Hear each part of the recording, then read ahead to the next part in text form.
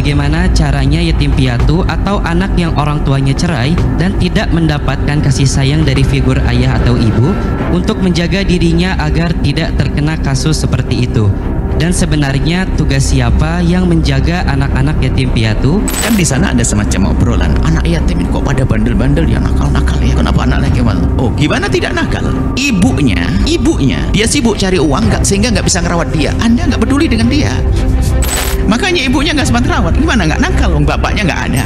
Ibunya kerja, yang ngurus anak nggak ada. Kita juga nggak peduli kepada mereka. Gimana ada nakal? Kita biarkan anak yatim. Jadi kalau anak yatim nakal, salahkan kita. Kenapa kita tidak ngerawat dia? Assalamualaikum Buya. Assalamualaikum. Ada berita viral.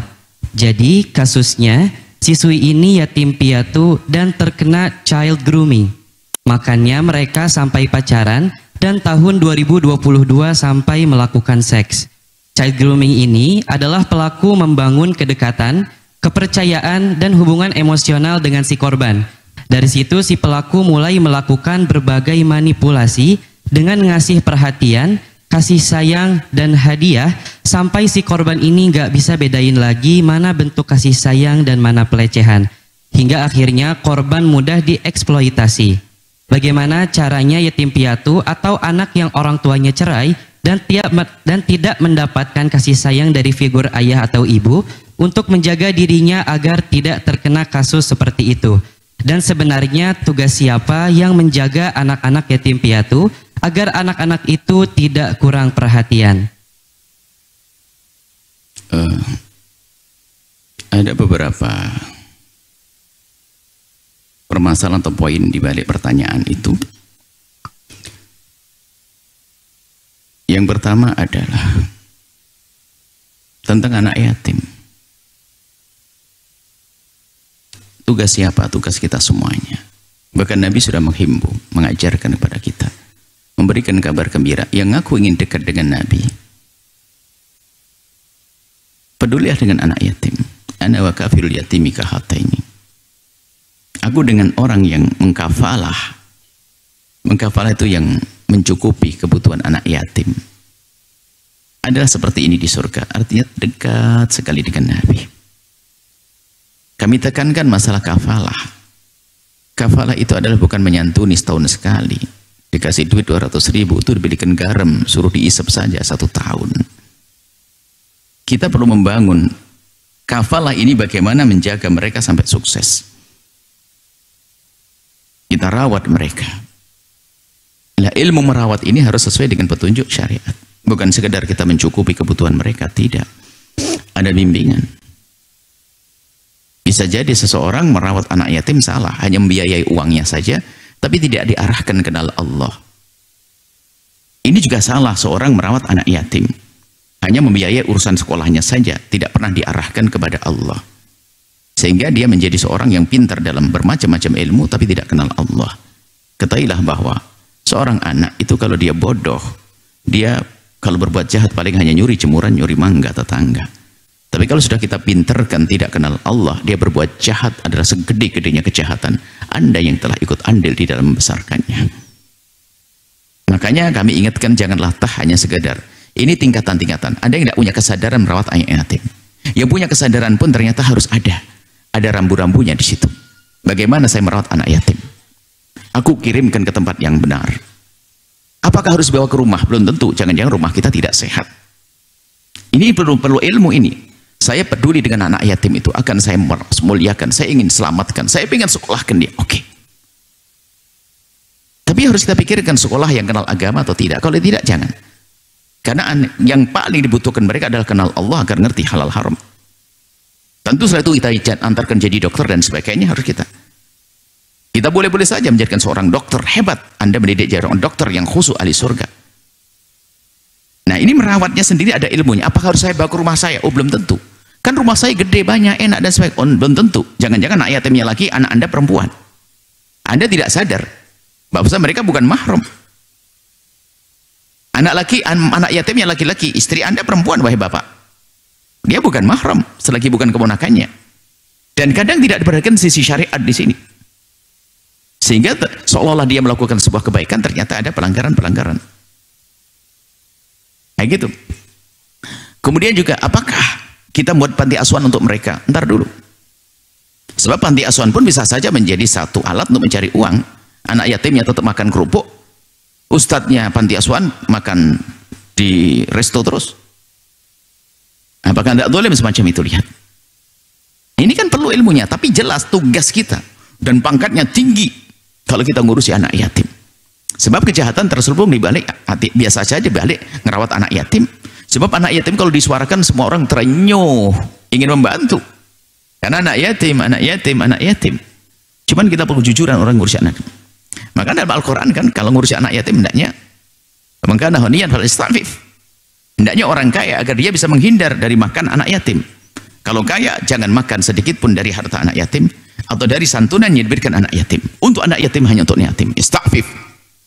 Kalau fakir, karena fakiran falyakul bil ma'ruf. Kalau dia orang nggak mampu, hendaknya dia ikut makan tapi bil ma'ruf. Bil ma'ruf itu adalah dua makna. Ma'ruf itu adalah ala kadarnya, sama dengan yang dimakan anak yatim. Bukan ustadz yang dilebihkan, tidak. Jadi makannya sama, boleh. Saya seorang fakir ngerawat anak yatim. Karena saya bisa. Kemudian saya ikut makan bersama mereka bil ma'ruf ala kadarnya, uruf yang layak. Atau bil ma'ruf itu makna lain apa? Nanti kalau kamu sudah kaya ganti karena sekarang fakir loh. Jadi hati-hati, bukan seenaknya, bukan alat anak yatim. Makanya kita ingin membahas di sini agak luas tentang anak yatim sih.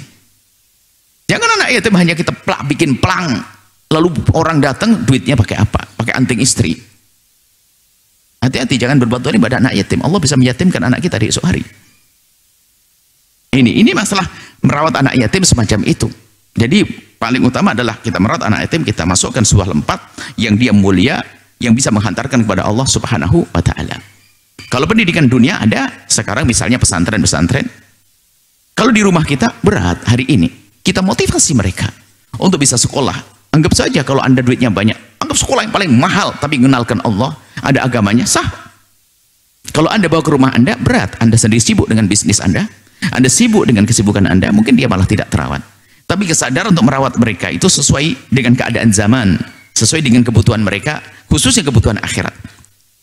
Nah ini ada. Jadi ini tugas semuanya, tugas anak-anak ya, tugas kita terhadap anak yatim. Kan di sana ada semacam obrolan, anak yatim ini kok pada bandel-bandel ya, nakal-nakal ya. Kenapa anak yatim? Oh, gimana tidak nakal? Ibunya dia sibuk cari uang, sehingga nggak bisa ngerawat dia. Anda nggak peduli dengan dia. Makanya ibunya nggak sempat rawat. Gimana nggak nakal? Bapaknya nggak ada, ibunya kerja, yang ngurus anak nggak ada. Kita juga nggak peduli kepada mereka. Gimana ada nakal? Kita biarkan anak yatim. Jadi kalau anak yatim nakal, salahkan kita. Kenapa kita tidak ngerawat dia? Maka yang perlu kita hidupkan budaya kafalah, bukan budaya santunan. Sudah memberi santunan, begitu bangganya dengan kasih santunan yatim setahun sekali. 200.000 di amplopin, dijemur lagi anak yatimnya, panas itu 250.000 untuk 1 tahun. Saya ingatkan merawat anak yatim. Ayo kita kumpulkan anak itu, Anda cari anak itu, Anda rayu anak yatim untuk bisa sekolah yang kenal agama, kenal ilmu dunia, agar mereka sukses dunia akhirat. Baik, ini adalah masalah ini. Kemudian hal lain lagi, masalah mendidik, hati-hati. Tadi adalah alasannya berbuat baik. Makanya ini adalah karena yang baik-baik tidak masuk di dalam wilayah ini, sehingga ada orang memancing, memanfaatkan kesempatan dalam kesempitan orang lain, sehingga pura-pura ngerawat, digedekan dan sebagainya.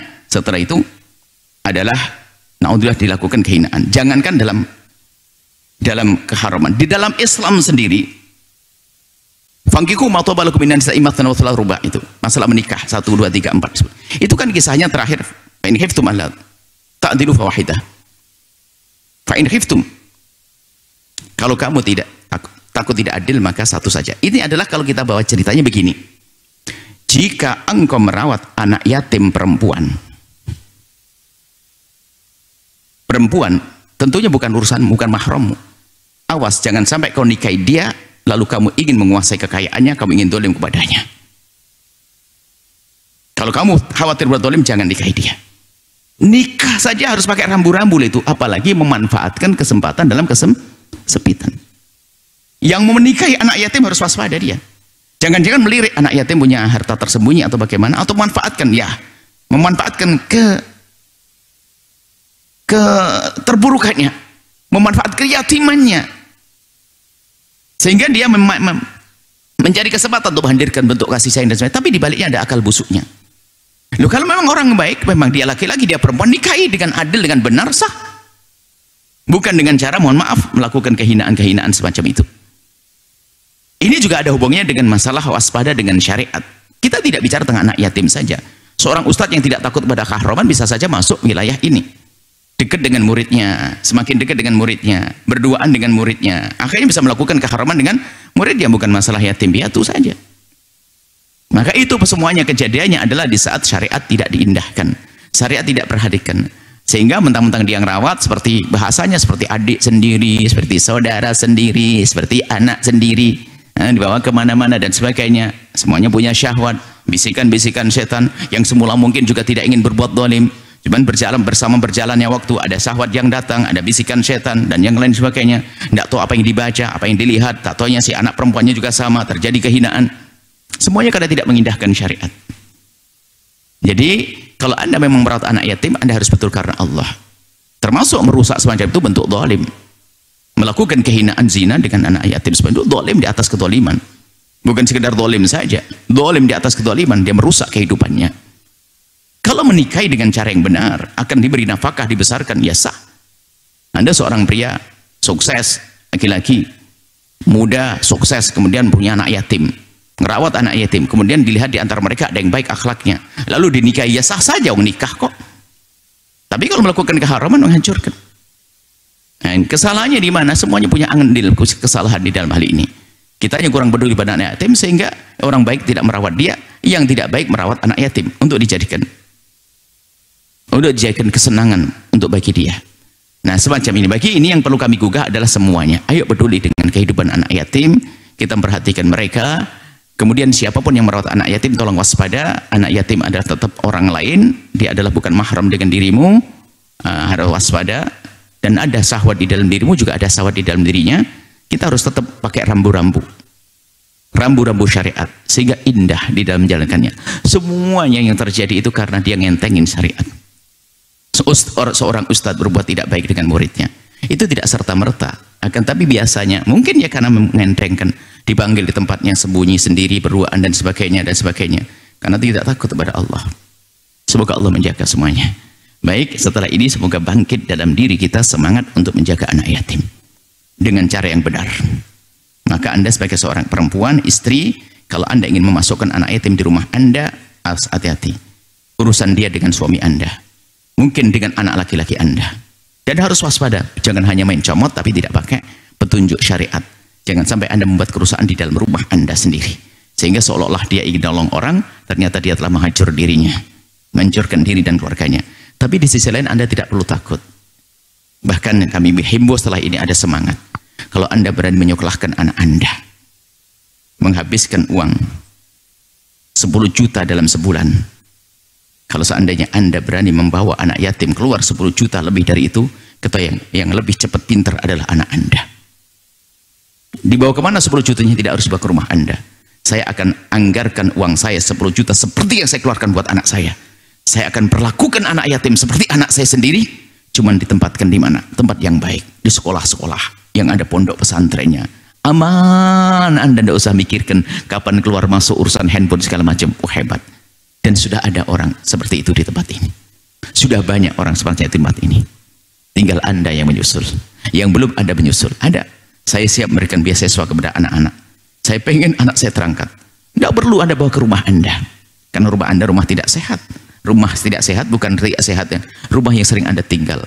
Anak yatim laki, anak Anda perempuan. Berkumpul di rumah, nonton TV bersama. Anda pergi, na'udzubillah, haram. Kalau sudah dewasa nanti. Ini saja yang bisa kami sampaikan. Jadi permasalahan tersebut permasalahan bersama. Ayo kita punya kesadaran bersama untuk mengangkat anak yatim. Ana wa kafilul yatimi kahataini, dan seterusnya. Waspada dan takutlah kepada Allah, tegakkan syariat, maka semuanya akan menjadi indah.